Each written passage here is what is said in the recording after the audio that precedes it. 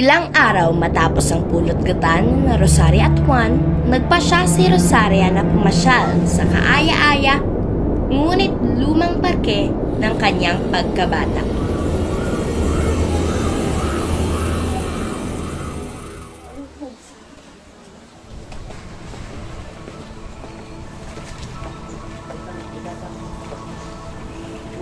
Nandito kami ngayon sa Lilim Park. Mamamasyal at mamaya ay mag-picnic din kami.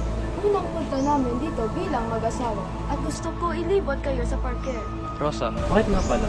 Sa lahat ng lugar na mapupuntahan natin, ba't dito yung Napakapayap, patahimik dito, di ba?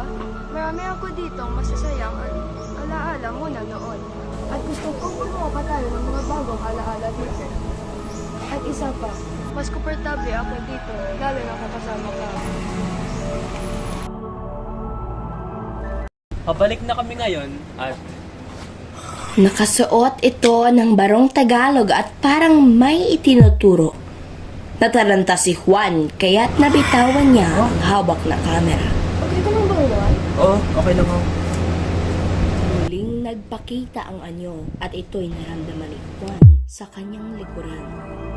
Biglang nawala ang anyo sa kinaroroonan at ito'y nagdulot ng labis na pangamba kay Juan.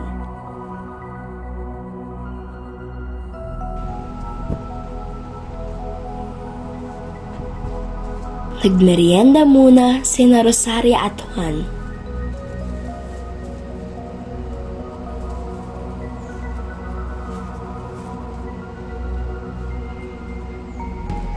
Hintayin mo lang ako dito, ha? Pupunta muna ako sa palikuran.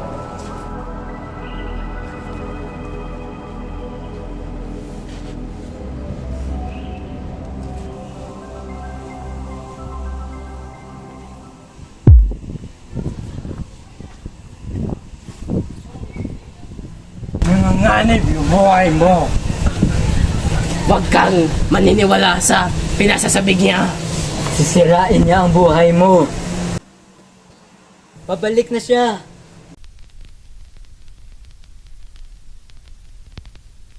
Rosaria! Rosaria! Rosaria! Saan niyo siya dadalhin? Ang kapalaran mo ay puno ng dusa. Walang kapag-asa, kundi ilang dahil sa amin. Masisilip ko sa iyo ang kanyang nakaraan.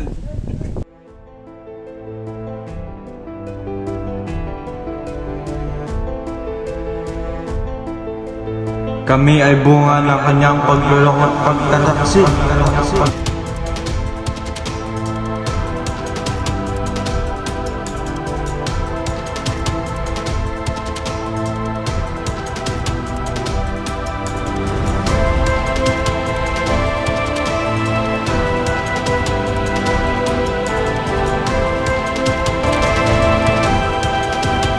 Pinakasalan lamang kami dahil sa pera at hindi sa pagmamahal.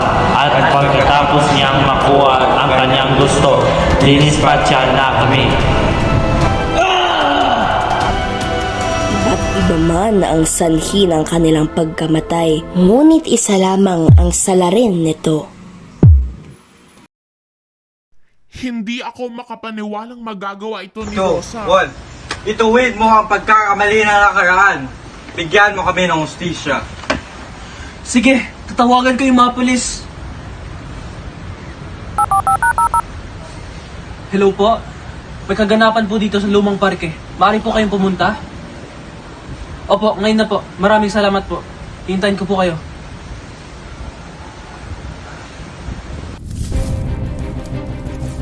Mukhang narito na ulit siya.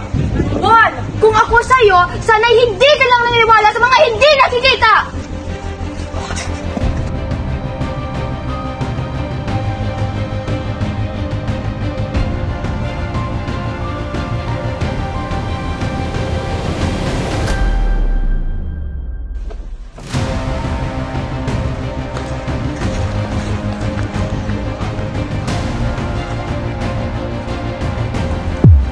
Aray ko! Huwag kang susuko.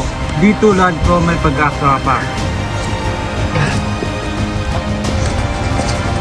Belchor! Sino na yun ang taksil sa ating dalawa?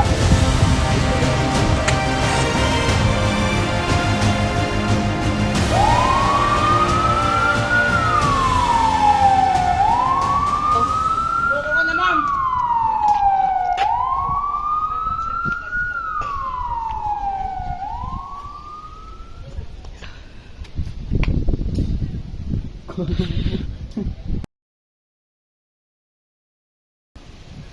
kaluluwa! Siya nga pala, ako si Melchor, ang unang asawa ni Rosaria. Labis ang aking pasasalamat sa iyo, Juan. Hanggang sa muli nating pagkikita, Juan.